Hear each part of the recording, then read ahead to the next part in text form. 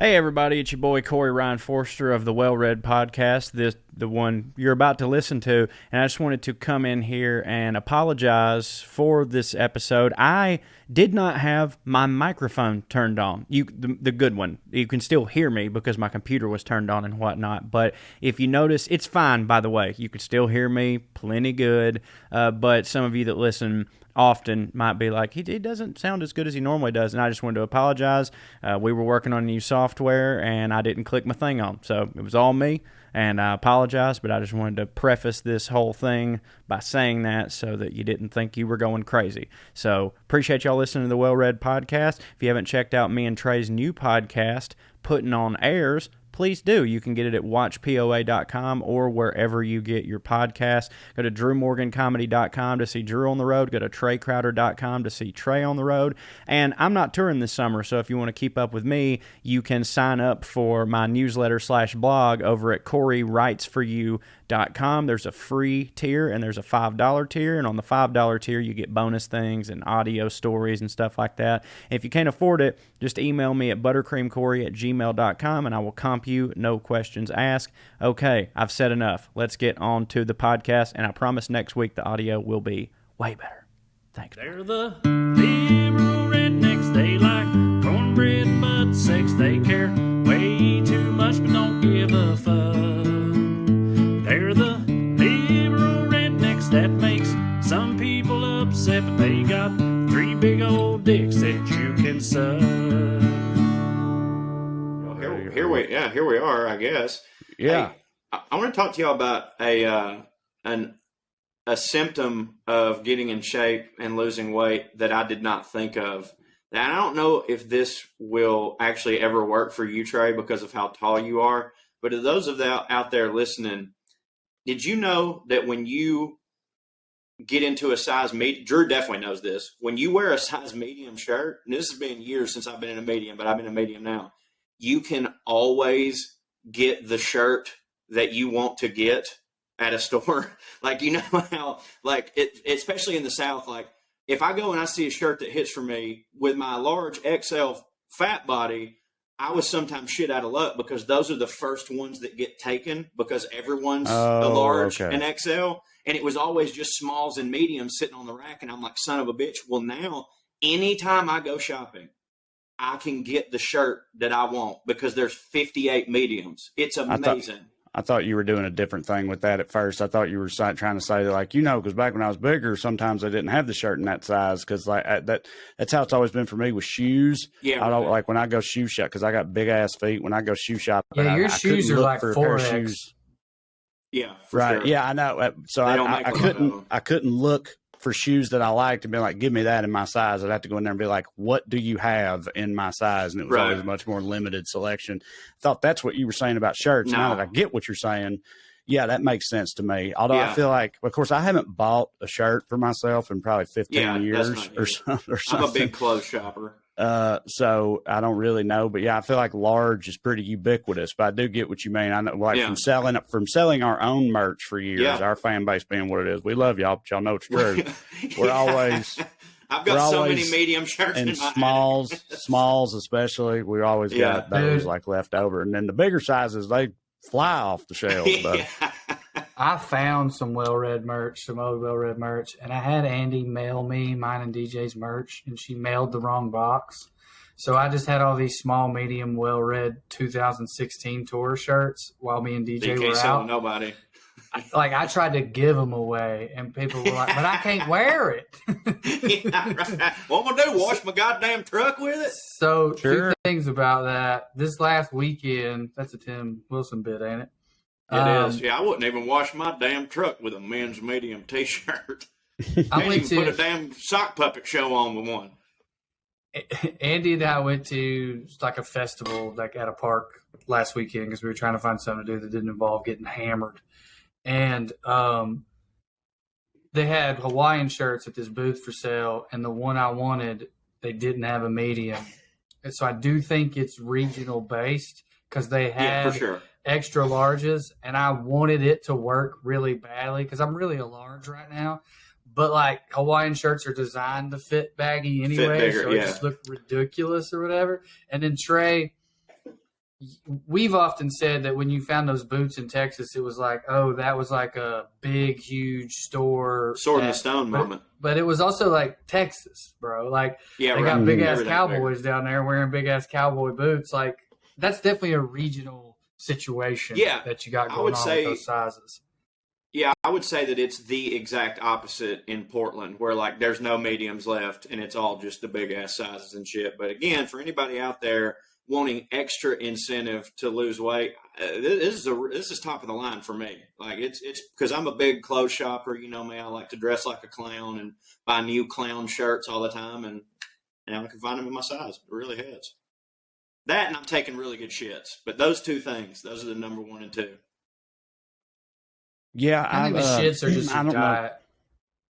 Yeah, for sure. So, yeah, I don't know if this hits for people or not, but, we're talking about it. What I've found recently, which is kind of, I think, funny, is that, like, counting calories and keeping them under control has always been, like, it's always been a thing of, like, okay, I'm pretty close to my daily limit already. I got to, dial it back some. Rein it in, yeah, and that was always the challenge. But recently, I've been eating like basically no trash at all, like just healthy food, and it's actually the complete opposite. Where it's like I'm like, God damn, I'm still not there. Like I have to force myself to eat more fucking tuna. On that note, at first I was relying heavily on tuna. And then so much so, I didn't even remember anything. I was eating so much of it that I pulled out my phone and Googled, can you eat too much tuna? And and do y'all know the answer to that question? Yes, you can. Poisoning, right? Mercury poisoning. Yep. I didn't know. And what was funny licking a thermometer, baby. Katie was present for this whole process. She's seen me eating all this tuna. She knew what I was doing, right? Then I find this out, and I was like, did you know you can get fucking mercury poisoning for eating too much tuna? She's like, yeah, of course. Yeah. Everybody knows that. And I was like, you know I've been eating. Sorry, hang on. What's up, buddy? I'm doing a thing. Hey, buddy, come do a run-in. What's up? What is it? I don't think he can hear you, Corey. While he's talking to him, let me just point out that Katie tried to kill Trae, which made him mad. Yeah, but she knew a thing he didn't, which made him furious. Yeah, talk about that later. It's an untraceable murder. Like no one's going to be like, this bitch made him eat too much fish. I just almost killed myself with fish, and then foiled her plan when I discovered I don't know if you what heard was me, going but on. Also, she knew a thing you didn't. Yeah. But so albacore is like real, but you're only supposed to eat albacore like once a week, and like one pouch salmon's of it. The same way. No, salmon's actually all right. Salmon, shrimp, and light tuna are all right. But when I say they're all right, it's like these are better. You can eat these like twice a week, right? It's like it's that bad. Ugh, but I know, but like, mayonnaise I think it's one. It has to. I don't think so. Well, I don't. I think it's one of those things where, like, you know how doctors be with stuff sometimes. They don't want you to die. You like you can only do this much, but it's like really you can do more than that much. You're talking about what is scientifically known as the all hell corollary, which is right. When they say don't mix these with alcohol, unless you want it to really hit. You know what I mean? Right. Yeah, exactly. It's then it really hits. Sure, your liver may explode after a while, but it will hit real hard. But yeah. I definitely have mercury poisoning.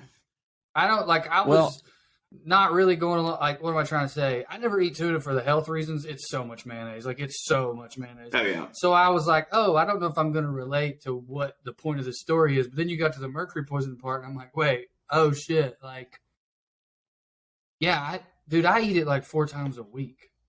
Oh, yeah. It's also like, what if that's what's wrong? Mercury, because it's entirely neurological mercury poisoning. It's not like you don't get like nauseous. It doesn't upset your guts or anything. It's like a neurological thing. It fucks with your brain and your nervous system and stuff. It's fucking freaky, and it comes from eating goddamn fish.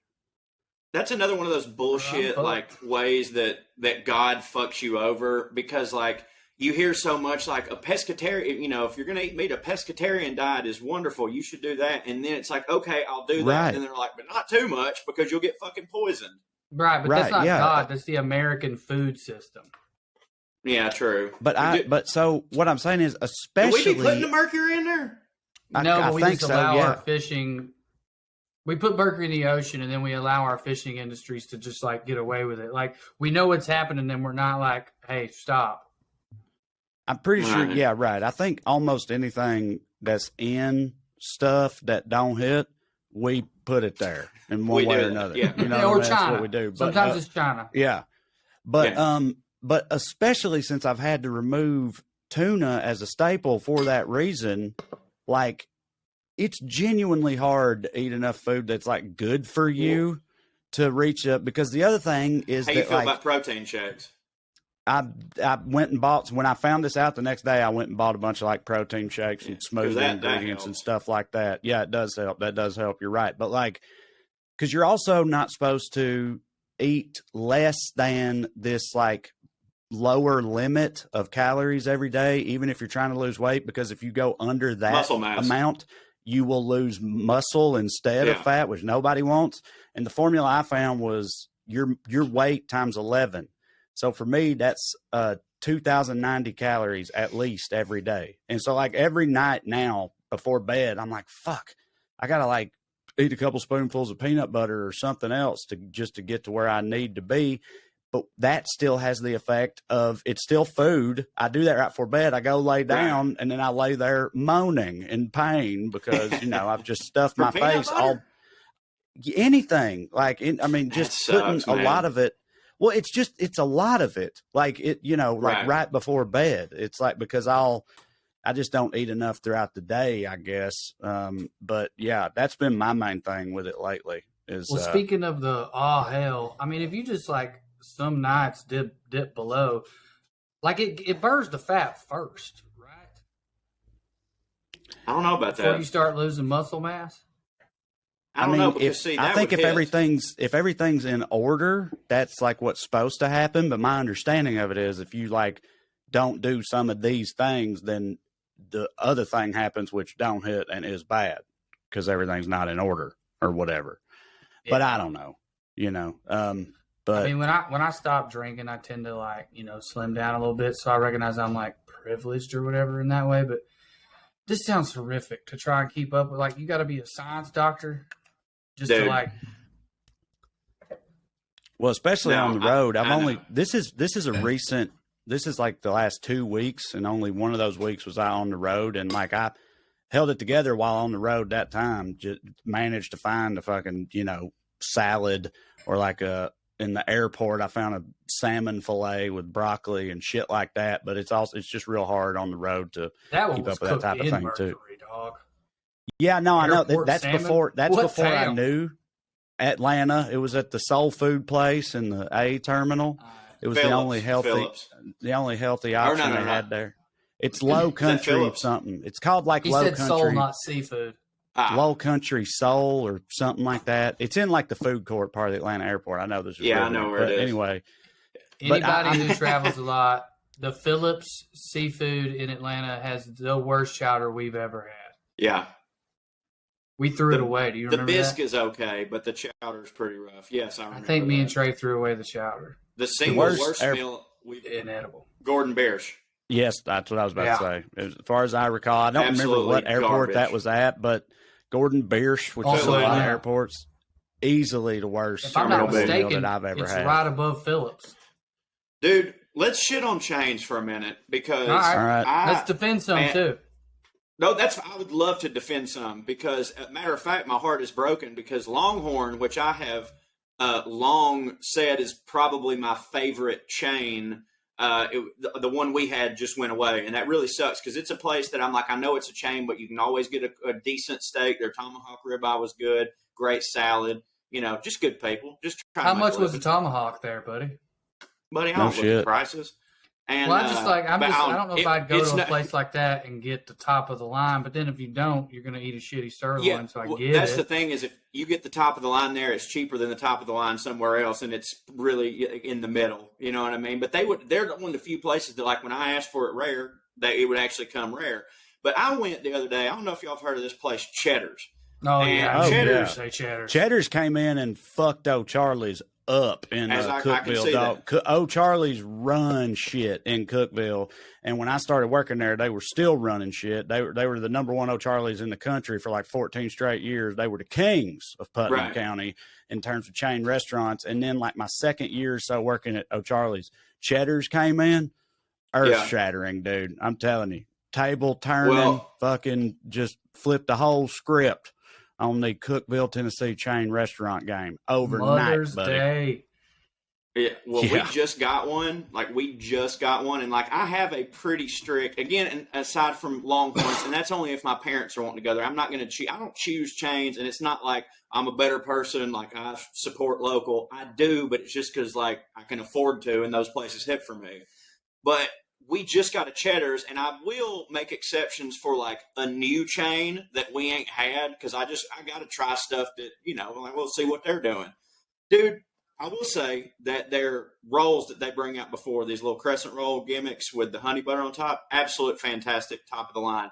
But every goddamn thing else, and I know I've never been there, and this is probably offensive, but it's, aside from the maggots and stale bread, fucking prison food. I mean, at hospital cafeteria, bare minimum, like it was just boiled carrots thrown on a plate. The salmon, you couldn't tell if it was undercooked chicken or overcooked fish. The green beans was just plopped down there, a goddamn affront to God, not a seasoning anywhere in sight.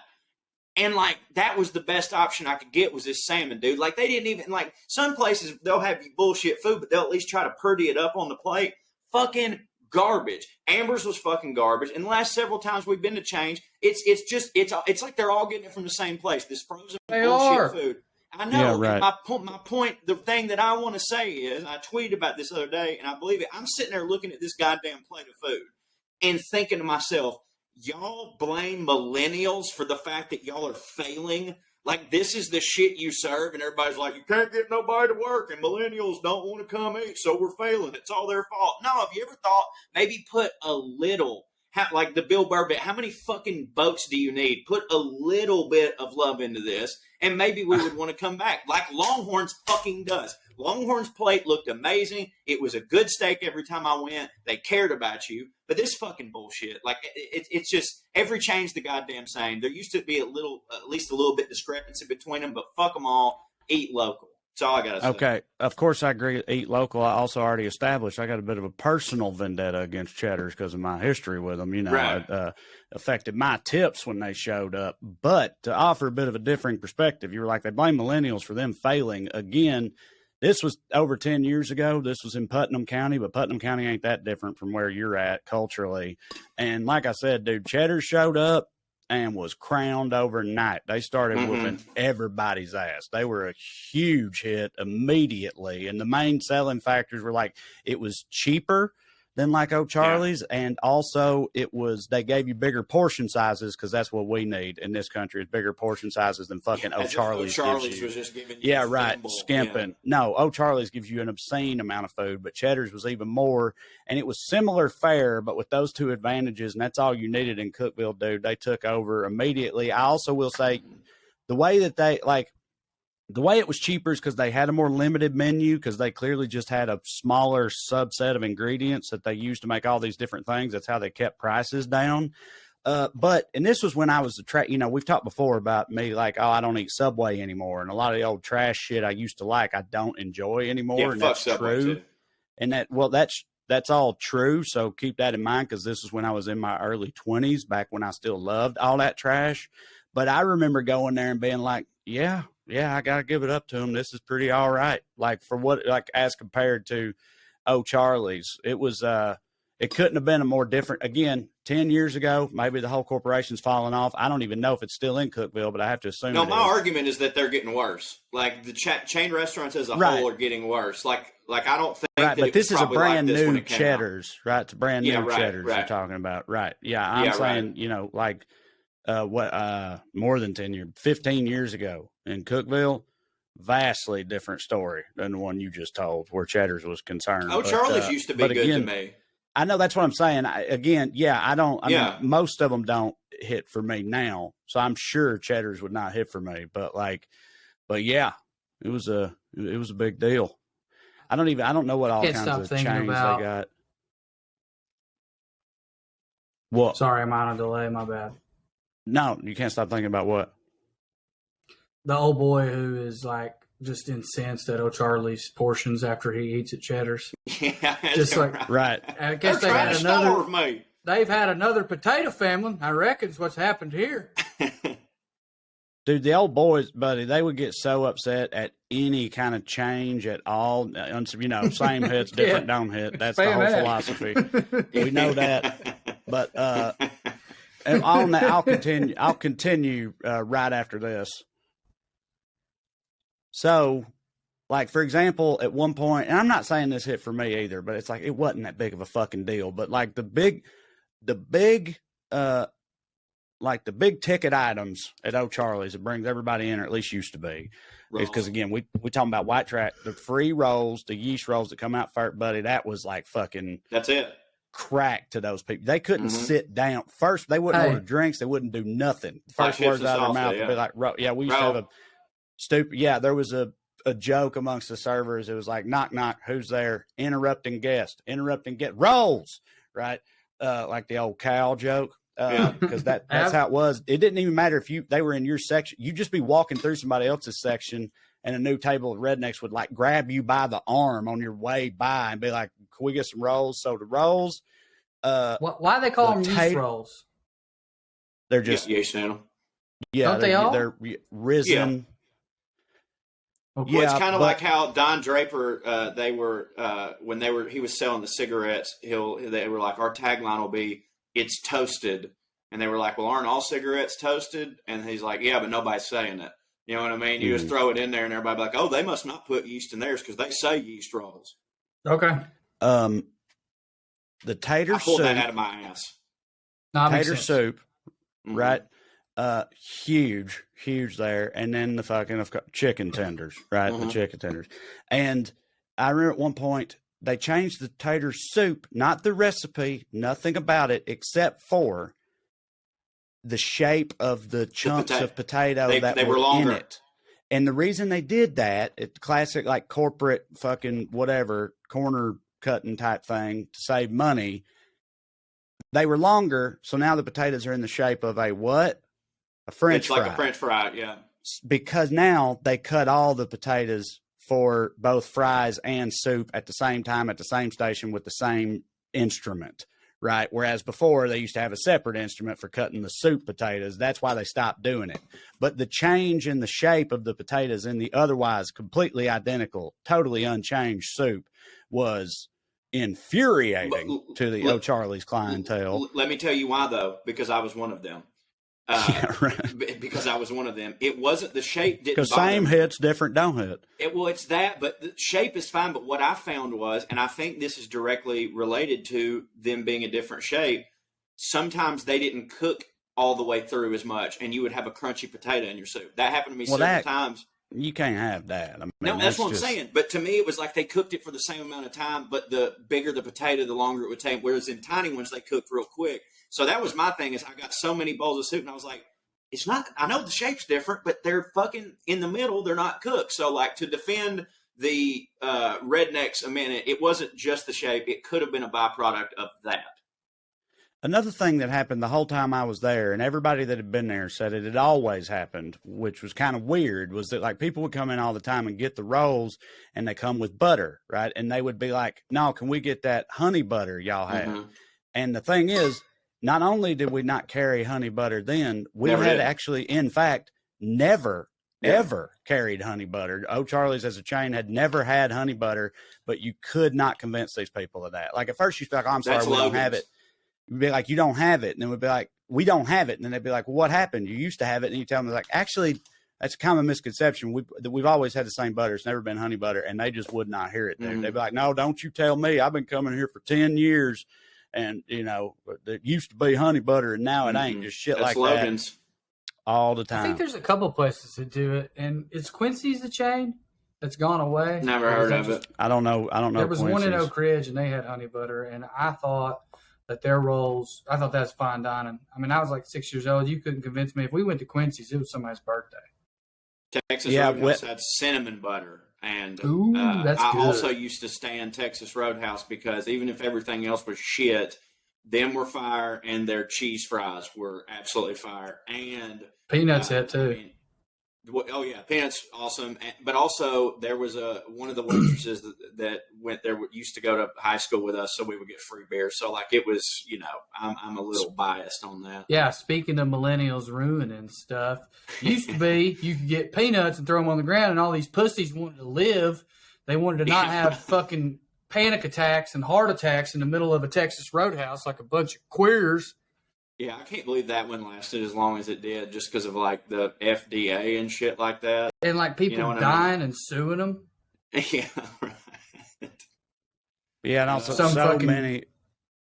so many well-done steaks, that would, like, and this is, like, the ultimate, like, I don't know how to say it. Someone orders well-done steak doesn't deserve this from a cook at O'Charlie's, but every now and then they would somehow manage to genuinely make it well done and it not be bone dry. Meaning they cut into it and it's gray. It's completely cooked, but it's still somehow juicy, right? Yeah, like against that's all insane. odds.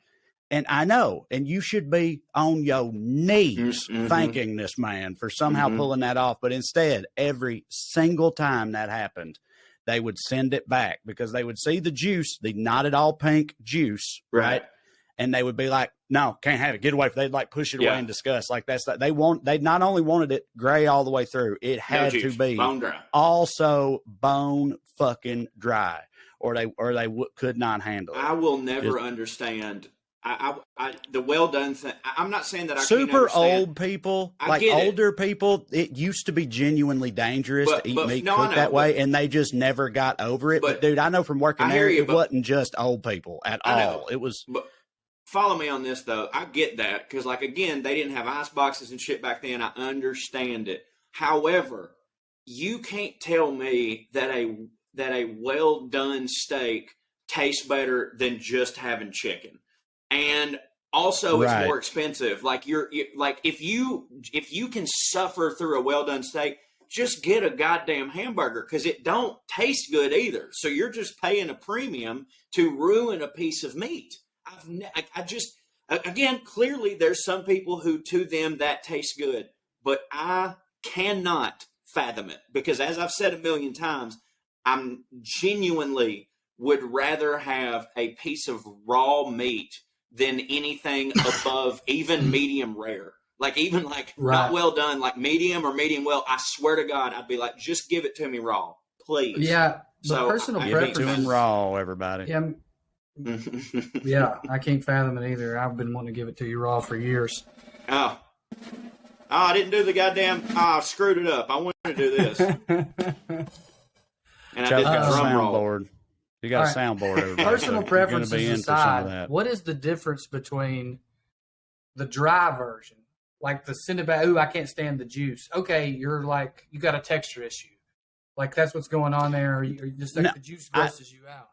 But why not? They think it's blood.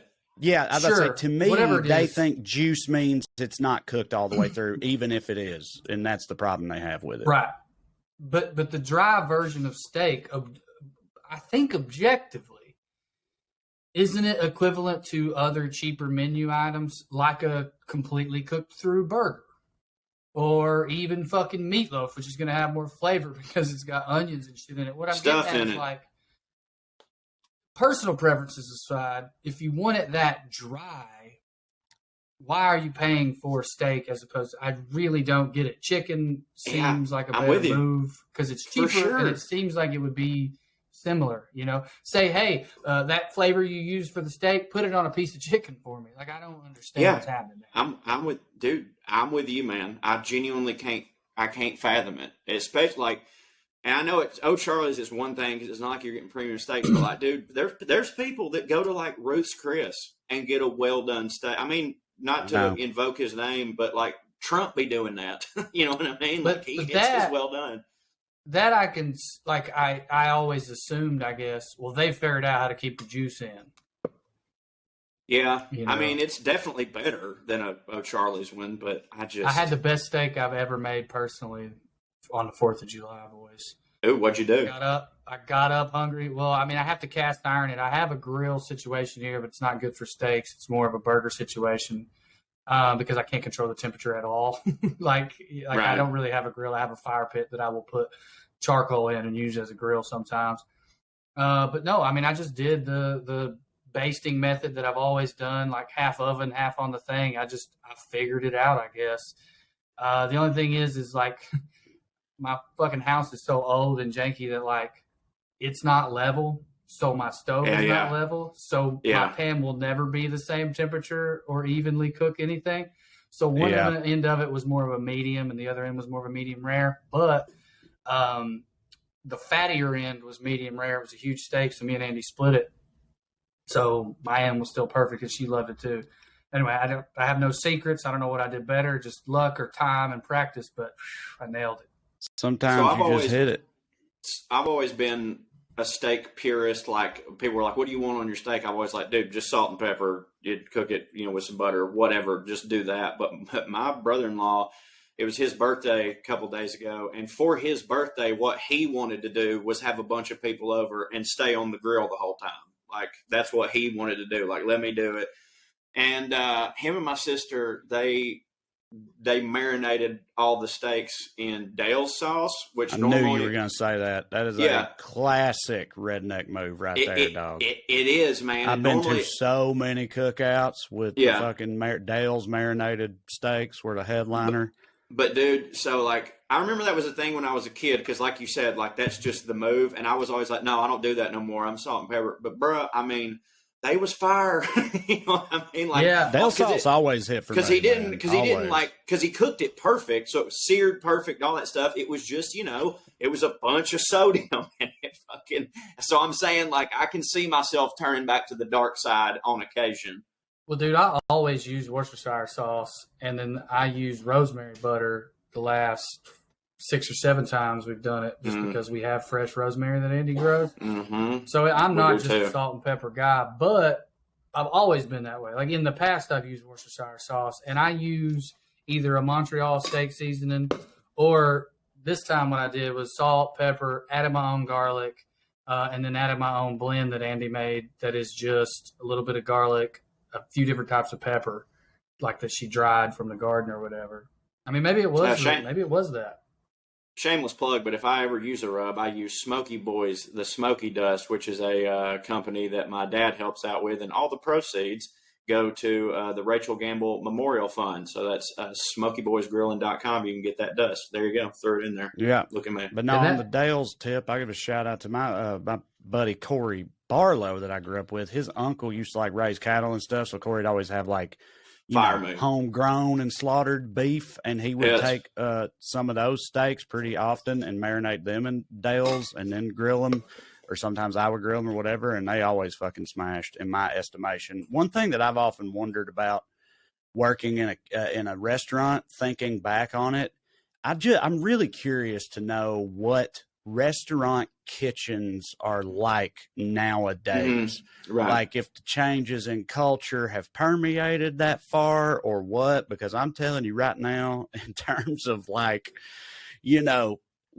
anything woke or like fucking workplace harassment, not sexually, just like verbally, just like sometimes sexually, but not it was like, both sexually, but verbally, sexually.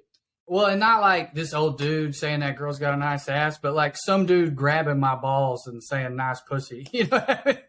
Yeah. It would also be like if they found out that 2 servers had boinked each other, then it was nonstop giving them hell about fucking all the dick and butt stuff that was going on. So there was definitely a sexual nature to it, but not like physical. But dude, it was fucking hardcore. And nonstop, dude. Those motherfuckers had no filter, no chill. And of course, future comedian or whatever, I was loving it and right in the mix with them. But anybody that's seen the movie Waiting, they flash their balls and all that shit. And that, which hit. But it was a fucking like aggressive workplace environment for sure. And I've often wondered if like, what that looks like today. I have to think it's at least a little bit milder, but But at the same time, this is of no offense, it's just true. The type of people that be working in a kitchen, so often, not always, but often, you just can't put a saddle on them mares. You know what I mean? They got drugs and neck tattoos, dog. Yeah. Rap sheets, fucking calloused fingers and stuff. They just don't give many fucks, generally. So Andy worked for that catering company in New York. She was like a manager, and I would work shifts there sometimes, and we would run out of the kitchen. We weren't really servers, but we had to be in and out a lot. There was definitely a change, even as recently as then, or as far back as then. I mean, that was probably 2015, 2016, where certain words weren't said anymore. But just because the words changed didn't mean the atmosphere had. Definitely had this like 22-year-old show me his big knife one night because he didn't like the way I was talking to whoever else, and we got into it. But then also Andy sued that company for sexual harassment and won because she absolutely got sexual harassed. So I think it's like different, but not that different. You know what I mean? Right.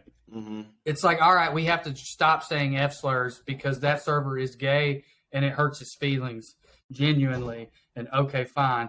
But I'm not going to stop abusing people. Right. Well, see, and like what Corey said, like the type of people that you often find in a kitchen are less inclined to give a fuck about that type of thing. I completely agree with. But I also feel like in a lot of these places, the type of people you'll find in the front of the house, being a server or a host or hostess or something. Again, all 85+% of us were college age, fucking 18 to 22 or 23. Right. And I feel like that today, you know, is more inclined to give a lot of a fuck about that same type of thing, about that type of thing, you know? So I just wonder, I don't know. I've just always been curious. I need to fucking go undercover in an if you listen to kitchen or something somehow. If you listen to all of our heroes and former heroes as comedians, all these kids are pussies anyway. They can't take it. So, which I don't. Yeah, right. Dude, don't buy it all. Speaking of that, I saw, and not that this isn't out there. I mean, if you want to find it, like I follow Cliff Nesterhoff on Twitter, and you know Cliff. He wrote the book, The Comedians, which I highly recommend to, especially every comedian. But even if you're just remotely interested in comedy or the history, it's the book on the subject. It's amazing. No doubt about that. His Twitter now is mainly just him sharing without context old newspaper clips from like the 40s, 50s, and 60s that basically expresses that like cancel culture is not a real thing, or if it is, it has always existed. And I saw Elvis 2 days ago, and like it was very, you know, on the nose with a lot of that stuff in terms of like, you know, Elvis, much like Lenny Bruce, was in threat of getting arrested literally just for shaking his hips. You know what I mean? Right. Like, I know. It's like, I don't know how that goes unnoticed or like by, it's one of those things, like as soon as you say, like, I feel like anybody knows anything about comedy at all, like comedy history, knows that like Lenny Bruce literally got arrested for saying multiple times for saying things you ain't allowed to say. And then today they talk about how you're not allowed to say anything, but they're doing it on the biggest platform on earth, getting paid millions of dollars. They're bigger than anybody, and they're not going to fucking jail. And it's like just so clearly. The difference is that they want to be the hero. It persists. Right. It persists I said all that to say they want to like be revered by like cool, hip, and progressive people because they want you to believe that being told you can't say fuck on television is the same as being told it is shameful for saying tranny. And they want to be admired the way Lenny Bruce was. They want to be put on a pedestal the way Lenny Bruce was. By the way, later. Not necessarily at the time, but the way Lenny Bruce was later, it's fucking garbage. Right. It's garbage. I said all that in the context of what you said about, you know, working in the front of the house, and the Drew said kids are all pussies these days because we were watching the movie and there were so many examples of that, and like people losing their mind and coming to Colonel Tom Parker and telling him like, if Elvis don't do this, then we're gonna not have him on the show because of blah blah blah. And Amber looked over at me and whispered, and she's like, and these are the people who grew up to call us pussies. And I was like, yes, exactly. Like it's ridiculous. Like, again, either it doesn't exist at all or it has always existed, but this is not some new goddamn phenomenon. But yeah, I do think that probably a 22-year-old hostess nowadays is probably on Twitter or on TikTok, and so is more involved in that culture. But at the same time, again, you're not telling a dude with a neck tattoo to shut the fuck up. You're just not doing it. It's not happening. Right, but are you going to the manager about that guy? You know, and then is the manager taking action and whatnot? Yeah. Again, back then, dude, it was a free-for-all. Like, who's going to work two doubles on a Sunday, take the abuse you give him, and get the steaks perfect? Like, the motherfucker with the neck tattoo who's railed 4 Adderalls and 3 19-year-olds during his shift. Well, I don't even know why we're talking about this, because it ain't like people work anymore. Yeah. I mean, they probably can't even find a hostess. But here's what I will say on the other hand, though, about young people, and like what I was saying, like, I feel like a lot of the purple-headed queer, trans, whatever community are working. All these purple-headed queers. It's not a bad band name, really. The Purple-Headed Queers. Man, I really got derailed there. I was trying to make a good point. I'm so sorry. I did it to myself. But I'm saying they work in that industry too. Like one thing. I mean, Eminem is the prime example of this. The guy with the neck tattoo and the trans person are friends. They're fucking back there doing drugs together, you know? I swear to God, I was just about to bring that exact same thing up. I was going to say, despite everything I've said about it, for the record, there were also openly gay people with their own neck tattoos who worked in the kitchen, you know, lesbians and whatnot. There are all kinds of gay servers and stuff, and there was never any, like, everybody partied together. There was never any, like, actual hatred or even like slurs directed at them and stuff like that. But it was just constant fucking ball busting and giving each other shit in ways that, like, you know, I have to imagine you couldn't get away with now, like definitely crossing lines, but everybody like was cool with each other. And it, you know, it was just, because it was all fuck the boss. Sounds a little papaw-y, you know, and boss. Mostly the people. Well, and the clientele too, the public. That was the main bonding factor, was these fucking animals out here that we're all in our own way having to deal with, you know. That will bond a white guy with a Nazi tattoo that he got when he was 15 and a fucking black line cook quicker than anything in the world. Is this bitch said this steak wasn't good enough, and I know it's Hey, before we go to this next break, I know we're about to throw into the commercials and sponsors for the day. I wanted to mention that we are also sponsored by Mullet Fest this year. They reached out to us. They asked us to mention it on the podcast. By sponsored, I mean we're doing it for free. This is a really cool event that they do for charity. It's based out of Australia, but they're having their very first international mullet competition, and apparently we were one of the first podcasts they reached out to and said, hey, can y'all let people know in the States this is an online competition? We're also going to go on tour with it. They've got a lot of cool stuff planned. So if you have a sweet and rockin' mullet, or you're just a sweet and rockin' mullet aficionado, just type in Mullet Fest on your computer. I tried to pull up, I think it's just mulletfest.com.au, which is short for Australia, I think. And we appreciate them. Right on. That does hit. But there's some sweet and rockin' mullet aficionados out there. You know it. And definitely plenty of sweet and rockin' mullets. Well, we'll be right back right after this. Joe, loving that soundboard, buddy. I am. That was cool. I want to say one more thing about the cancel culture conversation, which is ironic because the first thing I want to say is I'm sick of talking about it. Not us on this podcast, but like the world at large. Bill Burr has 2 new bits about it on his thing, and one of them is about how they're canceling dead people. And it's not that he's making bad points, but he brings up John Wayne, and I was like, that was literally 2017 when that happened. Also, fuck John Wayne. Well, sure. Yeah, no one tried to cancel him. The other one he does is like that woke people stole the term woke from black people. And that's true, but he gets it kind of wrong because no one ever originally was claiming to be woke. People said it about people, ironic. And we did steal that from black people, but it was the people using it as an insult. Anyway, what I wanted to say is, like, I think it's one of the only issues I do feel a little bit like a centrist on, if that makes sense. We're like, there's nothing worse than a woke scold just trying to like tell people what to say and do, or get someone fired who's like not a politician, who's just like a dude or a gal working, and they just made it, and they made a joke or whatever. But then but we all feel that way. Like everybody like is kind of annoyed at the grandstanding person for the most part, you know?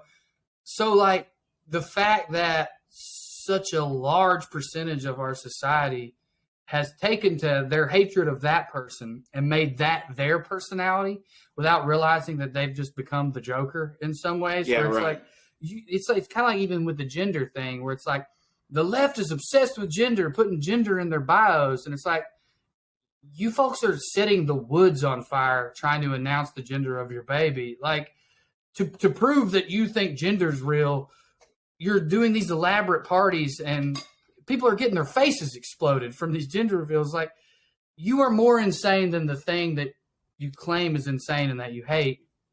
And that's where I'm tired of it, and where I feel, I guess, like I said, like a little bit of a centrist. I don't know how you guys feel about that. Like, no, I'm with you. You can tell when someone's an asshole, and you can tell when someone just made a joke. And like, I don't know, like snitch tagging somebody who works at a school because they made a joke seems stupid. Snitch tagging somebody who works at a school who said the N-word, though, seems like a good thing to do because they're going to be around kids. Like, but that's right. So there's a difference in that. And it's like, you shouldn't be a teacher. But like, if you work at like, Charlie's, it's like, we'll just let them keep working there. What else are they going to do? But like, no, I'm with you. Like, there was this professional wrestler, and he had gotten so many sexual assault charges thrown at him, like so many, and also like a couple of like, was he grooming this underage girl and yada yada yada. And so he's not in wrestling anymore because nobody will book him. So that's which is amazing. But he started working at the Vince got mad. He took his gimmick. It wasn't he was never at WWE, but that's funny. He started working at the Disneyland like Jungle Cruise type thing, and then like it was brought to the company's attention that it was this guy, and everybody was like, it's bullshit that he could be fired from another place. Like, the guy's got to work. And I'm like, I hear you, but if you have a bunch of sexual assault charges and stuff with minors and women feeling, you don't get to work at Disney World. like you can't work there. You know what I'm saying? Yeah. So I agree with you. But like if he was working on the factory line, which there's nothing wrong with that, but it's like, no, I'm sorry, this guy does have to work. So like that really doesn't have anything to do with it. So I'm with you. But I do feel like people are getting confused, and maybe it is our job to keep talking about it, which, God, I don't want to, because I had a conversation with a booker who we all know and we're all pretty close with recently. And they were talking about a particular comedian, and they were like, I don't find him very funny, but I don't care that like everyone, the fact that everyone wants me to not book him is ridiculous. Like, it's not my job to be the moral police, blah, blah, blah. And I found that very interesting because I was like, oh, this conversation's gotten so convoluted that you think people are asking you to make a moral decision. And I just said to her, I go, your decision is, as the booker here at this club, do they draw money? And can I keep my staff and everyone else safe? If you don't think they're unsafe and they're going to sell tickets, I get it. But like, is this person unsafe? And I could tell that like, it was like, oh, like that's a different way. I don't understand how that's not the conversation when it comes to some of these people. And frankly, we as a society, I think, have allowed that. I see people throwing Louis in with conversations about people who have made jokes getting canceled. Dave Chappelle's a prime example. The things Dave Chappelle's done has been wild and annoying. And the fact that he's obsessed with trans people is so strange. But to throw that in with people who defend Dave will also defend Louis. I mean, there's people I like and respect who've been like having Louis on their podcast recently. It's like they've decided it's safe to have him on now. They won't get canceled or whatever. He's been included in this let's defend comedy conversation. And that is, I feel like I'm taking crazy pills. You know what I mean? Yeah, we'll fight about what comedy could or should be and like what jokes you can do, but whether you want Louis on your podcast or not, don't act like you're defending comedy. You're defending a man who admitted to assault. No one ever once said he wasn't funny. None of the things that he got in trouble for were, can you believe he said that? I was going to say, no one even really went after his jokes till after the fact, and then they were like, oh, wait, that one was... Well, you're fair, where it's like, oh, it seems like he's always been this guy, but like, one of his greater bits that I can't even say most of the words of the title of the bit. I never even saw anybody bring that up afterwards because that was not what the conversation was about. It was not about what he said. It was about the content of his character. And so, yeah, I'm with you on that. It's like, no. Louis wasn't, and I say this in quotes for those of you listening, canceled for saying anything. He was canceled because he made a lot of women feel uncomfortable, and rightly so. Yeah, and again, he just won a Grammy this year, and he makes a lot of money on the road and stuff. So, he's another people example act like you're entitled really to a canceled. television show. But they also, I think a lot of those guys act like to them, they would think, for example, all of us, me on the internet, my followers and people that fuck with me are obviously super liberal, right? So I think a lot of these guys would assume like, oh yeah, you can't say fucking nothing. Right. With the followers you have. But like in the last, rant video I did, I made a wife beating joke, a fucking lynch mob joke. Nice. I talked about like the blacks shooting everybody too, all this stuff. But every one of them, as we always what was do, the joke? because it's the way I want to do it. Or like, I was talking about how Marjorie Taylor Greene said she thought maybe there was more shooters because of all the antidepressants out there. And I was like, yeah, back in the good old days, a young white man didn't need medication to work through his issues. He dealt with his problems, by tuning up the missus over a casserole or joining a lynch mob like a man, and that's what it's always like, there it is. But like, it's always stuff like that, which is the only context in which I have any desire to say those things. Of course. Anyway, is like, but I'm saying no one ever cares. Like no one's ever like, oh, that's you ought not say that. That's too much. Cause like people do understand the context, the point of things and right. context and stuff. And it's like, if you're making fun of how shitty they are,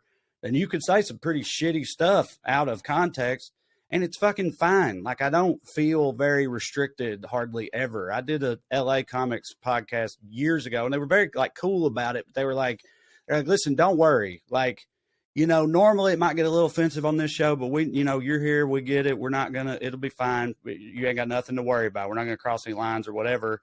Then we get on and I'm like, don't worry about it, dude. It's not going to be a problem. Then we get on there and I'm just, being the way I am, making jokes about whores and whatever else and all this stuff. And then, after it's over, they're like, wow, you were like, I did not expect all of that. And I was like, yeah, it's just, just fucking making jokes. Because you're not a fucking brand. Right. You're a human being. When I was right. It's like, and it's fine. I was like, and I don't care who hears any of that. No one's I know no one's going to care. It's going to be fine. We've made so many fucking off-color jokes that people would think we couldn't make on this show and on Bubba and on POA and all the time. Here's what it is. It's fucking fine. People don't. It's fine. Even with our fan base, like people are smarter than these fuckers act like they are, and it's not the constant witch hunt that they act like it is either. It's just not. But the they that you're talking about. The they you're talking about is now comics, and that's where we fucked up. And the conversation you had with those comedians before you did that podcast, it's setting comedy back. And I do mostly blame Dave Chappelle for this, frankly. We're in the culture war. We're not commentating on it anymore. We are the victims and the perpetrators of these so-called witch hunts. And people like, if Patrice was here, I bet he wouldn't be whining. I hope. Maybe he would be. I hate it when people Who knows? But like the fact that conversation is what's ruining comedy, in my opinion, Trey. Not cancel culture and not the opposite of cancel culture or whatever. It's that people want to be a brand and they think everybody else is instead of just being a goddamn human being. Yeah, people. It's like Trey likes black people. I don't think he'll want us to say these jokes. What the fuck does that mean? Yeah, people bring up old dead comedians all the time, and they're saying like, if insert blank was here right now, he would be, he would hate the way comedy's going or whatever. And they'll use like Bill Hicks, and I'm like, bruh, I don't know because he's dead and we'll never know. But I have a feeling that if Bill Hicks was still alive, he'd be breaking a lot of y'all's hearts right now. I have that feeling. You know what I'm saying? But yeah, I mean, I was in New York a couple of weeks ago, and I was on stage, and I did some line that was like, oh, just because I got a buzz cut and open carry at a Golden Corral, you think I hate the blacks? And I was talking with David Perdue and Joel Johnson afterwards, and they were like, the only way I can tolerate you saying the phrase "the blacks" is because I know that you were doing it as another person. You know what I mean? Right. Like, and that's cool. But that's the point. They're like, Right. That wasn't Corey Forster saying that. That was Corey Forster playing this person, and that's the way that person talked. Now, that I still wouldn't say like the N-word or whatever, but like context is fucking king, and it matters, and any smart person fucking gets that. And most people are smarter about that type of thing than a lot of comics give them credit for. In my experience, like most people do understand that context, and it's not a fucking problem. And you don't have to be like a sophisticated comedy mind to understand that. Like most people fucking get it, and it's fine. But what bothers me is that so many of these comics who I do look up to or have in the past know that better than me and you, or at least as well as, and they've made this thing where now they've figured out how to say I'm being real in that, and then they know that attracts people. Anyone who can stand up on a stage or a platform and be like, I'll tell you the truth while being fake as fuck. It's basically I'll be a bully while playing the victim. It's insane. It drives me crazy. I think I'm jealous of it because what a fucking great position to be in. It's a play out of a conservative playbook in the South. Growing up, everybody in town that was political was Christian, but they all were like, everyone's out to get Christians. It's like such a beautiful place to be in. It's so powerful to say we're the victims, all 100 million of us. And it just I think I'm just disappointed in some of these folks. That's really what it is. No, I agree with you, man. And like I said, I don't really like talking about it too much. But my main thing on it is just like I go by the Neil Brennan approach that I learned several years ago, which has always worked for me, which is if you say something and people get mad about it, wait 3 days. And if they're still talking about it, you probably fucked up and apologize. But if not, move on with your fucking life. You know what I mean? It's not that big of a deal. And that's just how I operate. I just don't. Yeah, like you said, like one person commenting on something, literally one person can make a comment on a Chappelle thing. Everybody's like, look, they're trying to cancel Dave Chappelle. It's like one person said a thing. Shut the fuck up. Nobody cares. Yeah. I think that I'm going to take the Doug Morgan approach if I can, which is somebody makes a comment about something and I go, who? Yeah, right. Mm-hmm. Well, y'all want to get out of here? Thank you all for listening to the WellRED Show. We'd love to stick around longer, but we got to go. Tune in next week if you got nothing to do. Thank you. God bless you. Good night and skew.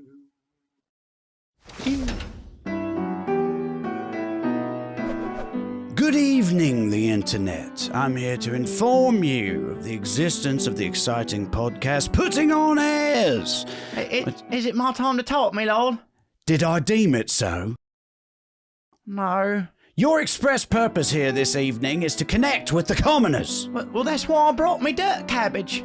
A cabbage? What on earth is that? Well, it's like really thick grass that you can eat. At any rate, Putting On Airs is the podcast where two lowly peasants deign to inform themselves upon the finer aspects of the culture of the betters. Please like, subscribe, download, tell all your friends, leave us a 5-star review. I'm really trying to change me lot in life. Skew. Skew.